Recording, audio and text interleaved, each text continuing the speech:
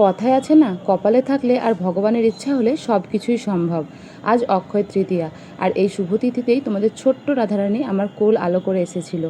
যদিও বা তারিখটা আজকে মেলেনি, কিন্তু আমার কাছে এই দিনটি অনেক আশীর্বাদের। আর সবচেয়ে বড় অলৌকিক বিষয় হলো মহাপ্রভুর কৃপা। হ্যাঁ, গত বছর ঠিক এই দিনেই আমরা রাধা মাধব তলায় গিয়ে প্রসাদ পেয়েছিলাম। আর আজও বাড়িতে যেহেতু অক্ষয় তৃতীয়া পালন করছি, তার জন্য ভগবানকে ভোগ লাগিয়ে তারপরে যে তোমাদের ছোট্ট রাধারানী তিলক সেবা করছে।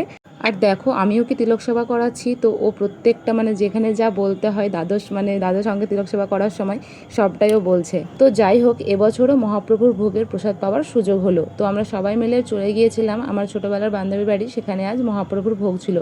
তারপর সেখানে গিয়ে ভোগ আরতি দর্শন করলাম। তো তোমাদেরকে আরও একটা খুব সুন্দর একটা ব্যাপার বলছি, সেটা হচ্ছে গুরু বাবা আর গুরু মায়ের সঙ্গে দেখা। তোমাদেরকে প্রথমেই বললাম না, কপালে থাকলে আর ভগবানের ইচ্ছা হলে সব কিছুই সম্ভব, তো ব্যাপারটা হচ্ছে সেরকমই।